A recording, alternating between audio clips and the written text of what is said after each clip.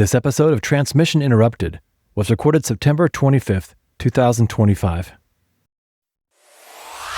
This is Transmission Interrupted, a podcast series from NETEC, the National Emerging Special Pathogens Training and Education Center.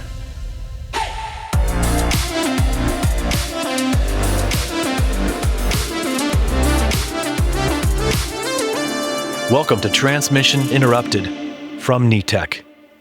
Hello and welcome to Transmission Interrupted. My name is Jill Morgan. I'm a nurse here at Emory University Hospital in Atlanta, Georgia. For those of you not yet familiar with NETEC, our mission is to set the gold standard for special pathogen preparedness and response across health systems in the U.S. with the goals of driving best practices and closing knowledge gaps and developing innovative resources. NETEC works alongside and in cooperation with the CDC and is funded by ASPR, the Administration for Strategic Preparedness and Response. So today I get to speak with John Patrick Horton. He is the Vice Chair of Clinical Affairs for the Gynecology and Obstetrics Department at Emory here in Atlanta. Horton and I have known each other now for more than a decade, and he was really instrumental in thinking about some of the things that might need to happen and do happen when pregnant women encounter special pathogens like Ebola or Marburg. So in light of the ever-present threat of these emerging pathogens, I'm really excited about having Horton here. So welcome, Horton. That is how he goes. So I'm not being disrespectful, I promise. But Dr. Horton, we're happy to have you here today. Thank you. It is glad to be here. I know I was just thinking the other day as we prepared materials that we've been doing this for over 10 years now, and it seems like we've learned a lot in that time and still have so much more to learn. So it's always good to kind of revisit topics and think, what have we done in the past and what do we still need to learn and do for the future?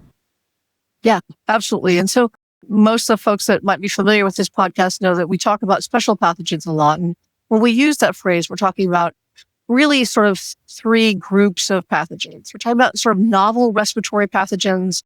That could be an emerging influenza, it could be MERS or SARS or whoever knows what the next one might be. We think about viral hemorrhagic fevers, and that's things like Ebola or Marburg or Lassa fever. And there are a bunch more of those. Those are the ones we hear about the most. And then there are some that are sort of a little different, things like Nipah, which isn't quite in any of the other categories, but, they get treated the same way we would treat a viral hemorrhagic fever, which is to say, with the kind of precautions we would use. And unfortunately, for many of these pathogens, what we have to offer people in terms of treatment is really just supportive care. So we call them special pathogens because of the high risk to healthcare workers specifically and how dangerous they can be if we don't do a good job of controlling them. So when we think about that pathogen list, what is different about that whole, not just during pregnancy, but pre-pregnancy, during pregnancy, and then delivery and immediately postpartum? Because, it's tough enough in regular adults, right? Non-pregnant, healthy adults. But in pregnant people, to me, this is just like so many opportunities for things to go wrong. Yeah, it's a really good question, and it's one in kind of threefold. One, we have to consider first the pregnant patients themselves, right? They have an immune system that is functioning differently. They have organ systems that are functioning differently as their body changes and adapts to allow for a growing fetus. That can change most of their organ systems from renal to hepatic. Their circulatory system changes, how their heart pressures change, how their lungs function even can change. And certainly there are differences within their immune system. There is the pregnant condition of it in of itself that can affect the severity or the way or even the presentation of an infectious disease. The second is what we can refer to as a passenger, is the fetal growth themselves. It's like, how is a disease affecting not only the parent, but also the fetus itself? Is it going to create any changes? Is it going to have teratogenic effects the way that a fetus grows? Or is it going to increase the rate of, say, miscarriage or loss of a pregnancy?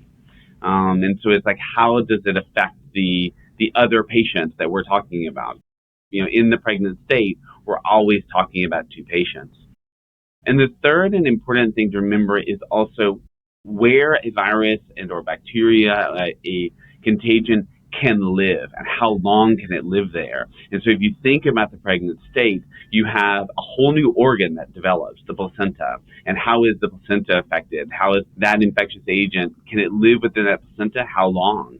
And also you have a semi-sealed, environment that is, very similar to the brain with the blood-brain barrier, but you've got the placental barrier and that trophoblastic tissue that separates the outside world, even maternal world, the pregnant patient world from the inside. And so there are conditions by which in the amniotic fluid and in the space around the fetus that different contagions and infectious disease elements can live for potentially the perpetuity of a pregnancy. And so it's these 3 things that we always reconsider when we're looking at how is a new infection, a new condition or disease within that pregnancy.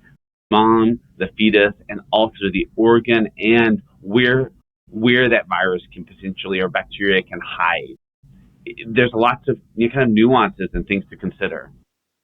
Wow. So I learn something every time I talk to you, of course, some of it horrifying, but this is really fascinating to me because thinking about, we learned a lot when we took care of our Ebola patients, right? And I hope that what we learned in a high resource setting made, and I believe it did make a difference in how people could be treated or what we learned about like labs and electrolyte abnormalities might help treat people who encounter these much more frequently than we do here in the US.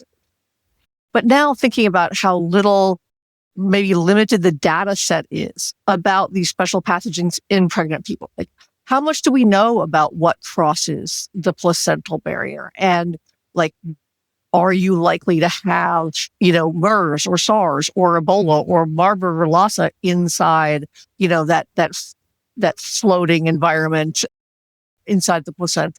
Right. When it comes to the passing of infectious agents from birthing parent to fetus, really are very commonly talking about viruses. There is, I think, a higher potential there, though not all.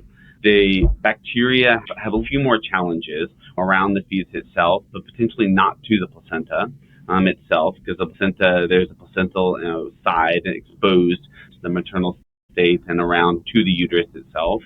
And so the real challenge here is that you have to look disease by disease, like pathogen by pathogen. You can't make an assumption that just because one pathogen doesn't cross, that is potentially within even a similar family, bacterial family, viral family, like, oh, well, this one doesn't cross, then surely one of its family wouldn't. You just can't make that assumption. You have to assume that anything that is new has to be assessed completely to know where it can go. And the first assumption generally we always make is it's everywhere. I think the safest thing is to think until we have data that shows it either is or is not within the placenta. It is or is not within the amniotic fluid. In general, if it's in the amniotic fluid, then it is in with the fetus itself.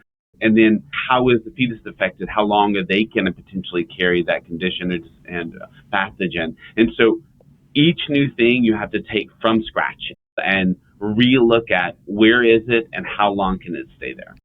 Wow. Well, that's not really encouraging.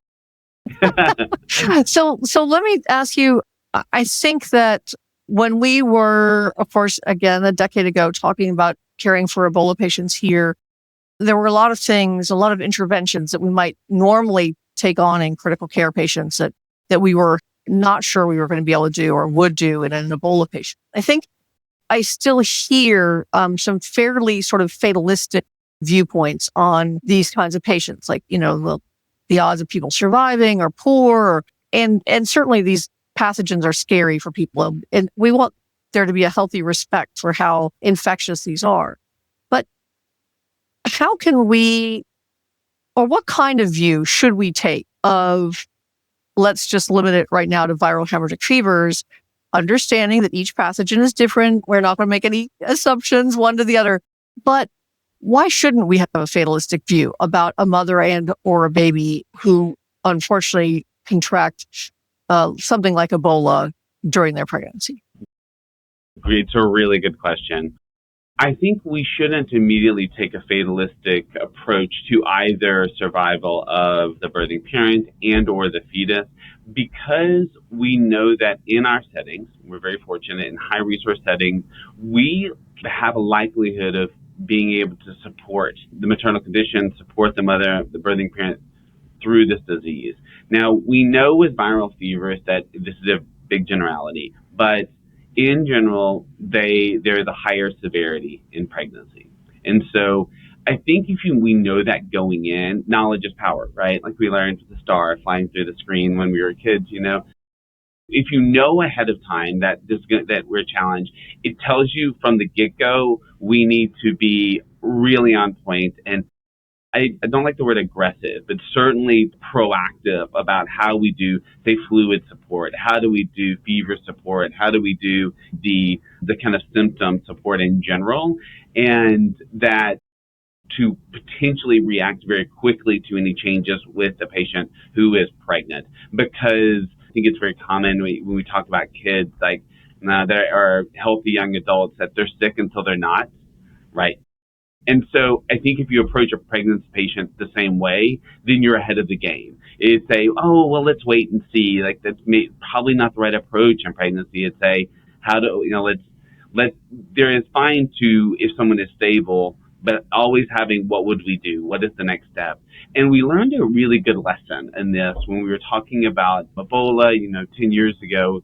When we talked about delivery, we took C-section completely off the table to begin with. We thought there was data that said it was really dangerous, with sharps, that there were cases to where, all the providers had perished, when trying to perform surgery on patients who had really severe hemorrhagic fevers. But then as we learned new techniques and we learned ways, how could we do this? The one thing changed, and that change was a neonate survived. So there was a delivery and good case study and a good description of how a baby was born to a mother with Ebola, and the neonate survived without significant morbidity. That at least we know about. It's hard to, I don't have studies of long-term studies on this one particular infant, but that really changed our mentality. It really made us relook at, well, wait a minute, if both people in this scenario, both patients can survive, then we need to relook at how can we potentially, in the patient where survival is, where there's viability, where we think we can resuscitate the neonate, we took a relook at what our protocols were, and we put things like C-sections back on the table. And then you have to rethink everything, like how would we perform surgery? What would anesthesia or pain control look like? And so the really important thing is for us to keep gathering the evidence in the field on how do people do, after these, and can people survive? What does survival look like, intact?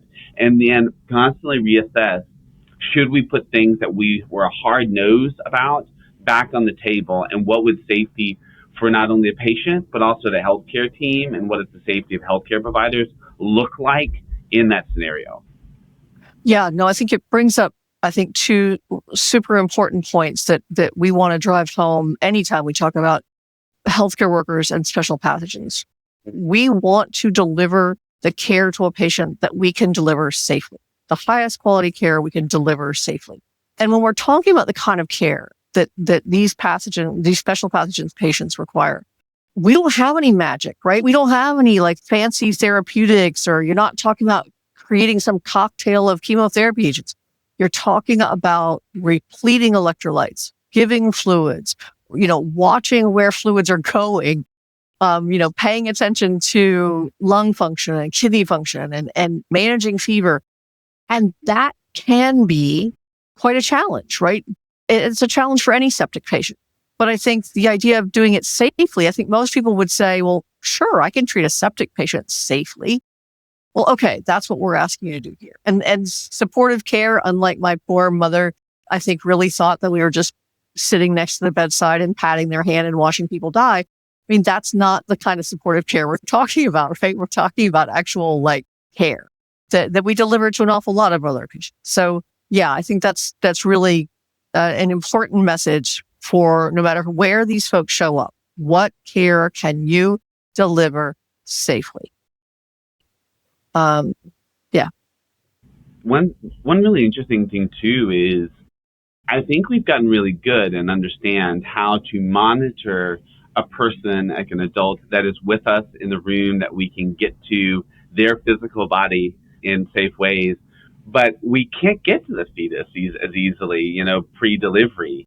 And so we even have to rethink, how do we do monitoring? What does monitoring look like? Is it ultrasound assessment of what we call a biophysical profile, a baby moving and grooving and doing kind of all the things we would hope them to do, and what validity does that have with how long they will maintain stability, versus just doing fetal heart rate monitoring? Because fetal heart rate monitoring and biophysical profiles, ultrasound assessments, none of this was done in the setting of a viral or illness or hemorrhagic fever. It's all done in healthy people. And so we have to take what we've understood for many years and also kind of reassess, is the information we're getting, how do we interpret it? What does it mean? And kind of thinking through it through a different lens, and considering how do we assess the fetus at what time and what rate, knowing we may not be able to immediately, we can't just put a finger, a blood stat on. We can't just take a blood pressure of the fetus. And so we have to use these indirect methods of kind of assessing fetal health. And so we have to kind of reinvent new ways and to make sure we're doing that in a safe manner, while also, really having a focus on the data that's coming in. How do we interpret it in the setting of this illness? All right. So I want to talk about kind of how we get to a point where we feel like we can do this safely, right? So I would guess that no matter where you practice labor and delivery, that you have patients that have other infectious diseases, right? You might have somebody that has TB, or you might have somebody that's actively got COVID or, hepatitis or something like that. So clearly IPC, infection prevention and control protocols are used all the time. But are there any examples that sort of might help people understand what they should be thinking about when they think about delivering care safely, like either tips and tricks, or I tell people all the time now when we're talking about a novel respiratory pathogen, think about your COVID PPE, eye protection, respirator, mask, respirator, gown, and gloves, so that kind of thing. Yeah, I think it's a really good description. Unfortunately, that we have had, I think, a lot of experience with this most recently. I think I would approach it in your classic PPE assessment way, with thinking, is this droplet, is it blood? How is this condition transmitted? A great example, as you mentioned, is COVID. I do think we learned a lot, and we have an understanding of what are the things we need to do for a respiratory condition to be able to manage. We also routinely have patients who have infections, but they may not be contagious infections. A great example of that is we routinely treat for group B strep. So group B strep is a condition that mom can have that doesn't hurt mom, but it can affect babies. So it tells us, what are the protocols that we do to help minimize the effects to the neonate. In this case, we give mom antibiotics to help prevent the secondary infection. We also right now are, in Atlanta, I can tell you that we have a new concern and outbreak for measles. And so we have readjusted how we would handle patients who present, and asking them about fever and rashes. And so the two things that I think people should really consider are, look at the protocols you have already for respiratory diseases.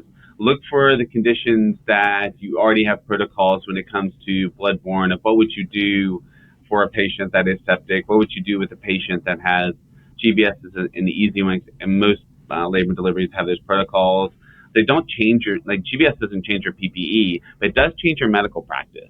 And so how do you look at these different, pull all of your protocols that have to do anything to do with an infection agent, viral, bacterial, yeast, and then take a look at them and glean from those protocols what you would do and how you would handle something that has a really high contagion. Measles is a great example. It's incredibly contagious. So everyone should be really considering even domestic potential for infectious disease and how it could really affect, because it can have a really severe effect in pregnancy and the fetus itself. Another great example is chickenpox. Chickenpox, if somebody has not had chickenpox or the vaccine as a birthing parent, if they're exposed to chickenpox, then it can cause really significant effects both to the fetus, and it can be really quite severe in pregnancy. And so instead of potentially thinking about things for conditions or infectious diseases that right now are more common on other continents or in other countries, think about common things that we see here domestically in the U.S. and glean from what you would do if someone in the community has measles, and how would you react to that? How would a patient that might have come in being exposed to measles? I know many of us have not seen measles in many years, so think about chickenpox. Still, many people today have experience with how they would handle that and what they do from day to day. What other hospital protocols do you have on how to handle very common agents, whether it's flu, whether it's COVID, whether it's TB? And so pull your policies, if you don't have one, around labor and delivery, and then think about the pregnant patient. Specifically, the one thing that you really want to think about is how you handle what we call in our business the wet patient, because our patients can get there very quick. And what we mean by wet is that there's sometimes a lot of fluids involved in the delivery if a delivery occurs, and or think about if you're early in a miscarriage, like the level of bleeding that might be there. And so, in the delivery, there is blood, there is potential for feces, there's potential for urine, there's amniotic fluid, that we all have to consider all of these things. That this is how do you contain these fluids, how you contain these different ways and avenues that infection could pass, and how can you protect both us as healthcare workers, protecting the patient from harm with what our actions are, and protect the neonate. A great example of that is we now have, when we think about HSV or HIV, that we may change the way that we do, delivery method, vaginal versus C-section. We may also, if there's somebody has a lesion, say on the outside, on like near a leg delivery, does that need to be covered? What kind of lesion it is? And so we just think about the mechanics of the delivery itself, the mechanics of the wet patient, that is the delivering patient or a patient having a miscarriage, and approach it from that lens of how do we protect, first and foremost, the patient and the healthcare workers and the neonate. In this moment, I do want to take a moment to talk a little bit about that, of how we approach the pregnant patient. We can be really scared about diseases, and then fear can be a good thing in that it can help bring caution, but we also have to recognize the sense of compassion towards any patient, certainly a pregnant patient. The level of fear that a birthing parent can have, not only for their own life, but certainly further along, once they've reached fetal viability and we're talking about delivery, we have to have this sense of compassion of how we are thinking about two patients and making sure that we approach and we give information about both patients involved in this care. And so these are the kind of thinkings of start with the protocols you have in your hospital and your labor and delivery. Think about common things first and domestically, and then adapt that to what would you do if you had bloodborne, airborne, droplet, these kind of things, to really start pulling together a more comprehensive plan of how you would work with a pregnant patient. Yeah, it's great advice. And I think that obviously we endorse what would be sort of the next step from there, which is really think about having a drill or exercise around this. I mean, an awful lot of people, I think, in healthcare, we know that there's a disaster drill coming or some sort of exercise coming, and there's a bit of a rolling of the eyes. But we learn so much. I mean, every single time we've done a drill or exercise about a special pathogen, we have modified tons of aspects of our processes, who calls who and who stands where and what do you wear. And I mean, pretty much every aspect of something we've tweaked to make it better. And I think that's, I know that you have participated in some of these drills and exercises, and I think they're just so eye-opening. So I absolutely hear starting with what you have for these other situations and then thinking about when you're ready to move that into the next state, which would be, really doing even a small drill or exercise around the presentation of a pregnant person with a special pathogen. Yeah, I think you have a really good answer on moving towards drills. I think it's incredibly important. Previously, we have done this a couple of ways, and we learned a tremendous amount. The first was an incredibly well orchestrated. We sat down, we did tabletops, we walked through every piece of it, where we would walk, where we would go, where things were, and we rehearsed and rehearsed and rehearsed. So then when we did the drill, it went spectacularly. I mean, like well-oiled machine. We patted each other on the back and we're like, we understand. I think we felt very good about things. And then a few years later, we decided to test the fences. And there was a new scenario. It was presented. The clinicians were purposely kept in the dark. We knew what day it was going to happen, but we didn't really know what rooms and things. And so when things started to occur, when the drill started to run, we realized we did not have everything prepared. It was incredibly important for us to see where, oh, look, we don't know where the batteries are for this specific helmet. We don't know. We didn't have the right shrouds. We had to mix and match, and where things we thought they weren't. So I really encouraged looking at it from both ways, of one, having real hard look of how would this be done in a perfect scenario. Like, what would it look like if we had all the things, we had full prep and we were super ready and knew it was coming. And then considering, what does a drill look like? What does the scenario look like when you're not prepared? When you've got people who may or may not have had all of the training that you would hope for, and how would you walk someone through that? How would you react to a sudden unexpected event?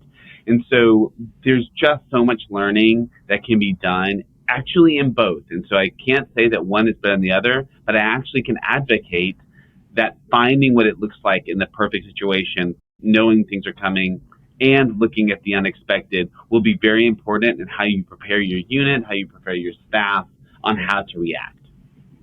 Yeah, I think it is important as those sorts of drills and exercises are. They're also what make it uncomfortable for us, right? We feel like we're performing on a stage and we're afraid of not performing well. And it's very anxiety producing. And yet this is how we make things better. This is how we make things safer, is to go through that awkward, uncomfortable deal of doing a drill or exercise and actually come out the other side much better prepared for a real life event. So I appreciate that insight. I think for most of us, the thought of a special pathogen patient is intimidating enough, but the thought of a pregnant special pathogen patient just would strike fear to the hearts of millions, as they say. So I appreciate your insight that we really want to think about the things we encounter already that we need to be prepared for, like measles or chickenpox, and then how we can do all the important interventions for patients, for them and for us. What a pleasure it is to talk to you, John Horton, and I want to give you the opportunity to make any last statements or comments about this stuff, because I know that you are one of the few people on the planet who spends your time thinking about special pathogens and pregnancy together, and we appreciate that. Thank you. I appreciate it. I really have enjoyed kind of this journey and never thought I would be on. And so one of the two things I would give as advice is, one, this infectious disease and pregnancy was not my forte. When all this started, I was my specialist was in processes and policies, and then that was needed when the initial kind of crisis and the Ebola outbreak happened, and then we found our way forward. And then I've just kept learning for this last decade of how do we approach this. And so the first I would say is always keep an eye of what can we learn. Relook at your processes. What is different? What new information do you have? How can we react to make ourselves better and safer with better outcomes for both the patients and for us as healthcare workers? The second, and I really think most important, is how do we maintain humanity to all of this? How do we maintain a sense of caring, a sense of importance for both the patient's care and how do we approach them, but also our own humanity, and how do we handle the stress and the effects and recognize how that would be with a patient who is pregnant. The last comment is really I strive to make sure that everyone knows that pregnancy itself is not a disease.